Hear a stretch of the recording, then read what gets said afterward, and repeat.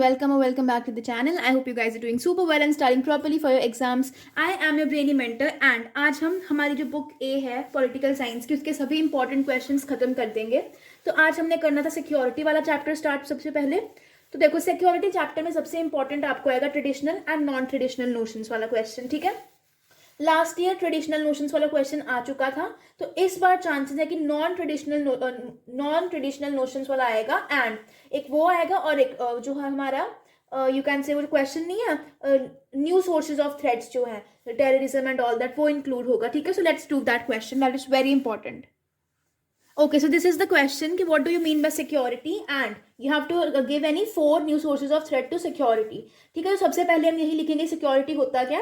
Security of a country is a vital issue for the well-being of a country and its people. Security का simple meaning क्या है, freedom from threats.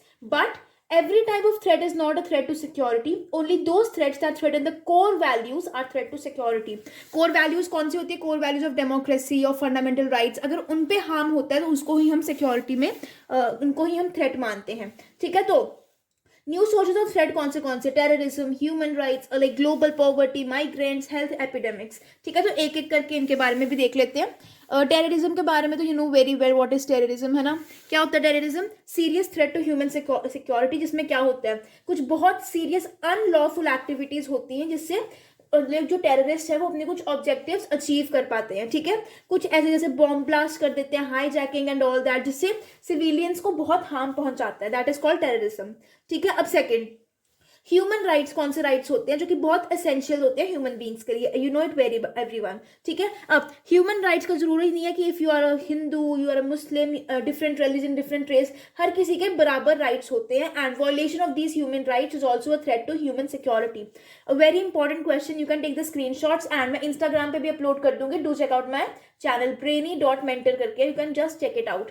ठीक है, फिर third आता है ग्लोबल पॉवर्टी की. ग्लोबल पॉवर्टी भी बहुत ज़्यादा बढ़ रही है, लाइक जो फास्ट डेवलपिंग कंट्रीज है ना, जिनकी पॉपुलेशन बहुत ज़्यादा है, वहाँ पर भी बहुत ज़्यादा पॉवर्टी बढ़ रही है. रिच जो अमीर है वो अमीर होते जा रहे हैं, the poor they are getting poorer. तो ठीक है, you can write this also. And सबसे पुअर कंट्रीज कौन सी है, सब सहारन अफ्रीका की countries, which is the poorest region in the world.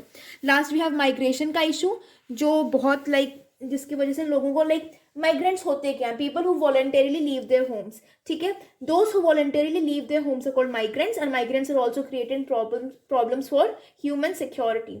ठीक है, एक तो आपका इंपॉर्टेंट क्वेश्चन ये हो गया. एंड एक क्वेश्चन इंपॉर्टेंट आता है कि इंडिया की सिक्योरिटी स्ट्रैटेजी क्या है. So that also will be doing only. So analyse any 3 broad components of the security strategy of India. पहली स्ट्रैटेजी है strengthening of military power and capabilities, कि हमें हमारे जो वॉर्स हुए थे उससे बचने के लिए will be enhancing our power, हम अपनी पावर बढ़ाएंगे ताकि कोई भी कंट्री इजीली हम पे हमला नहीं कर सके. ठीक है, second strengthening international organisation, international norms and laws. India हमेशा से सपोर्ट करता है यूएन की, हर एक कंट्री की पीस में बिलीव करता है ना. तो यू कैन से कि हम कह सकते हैं कि India always believes in different जो भी यूएन डिसीजंस लेता है इंडिया उसमें बिलीव करता है. तो India has strengthened all these institutions and India को पूरा फेथ है यूनाइटेड नेशंस में एंड इंडिया ने हमेशा यूनाइटेड नेशंस का साथ दिया है.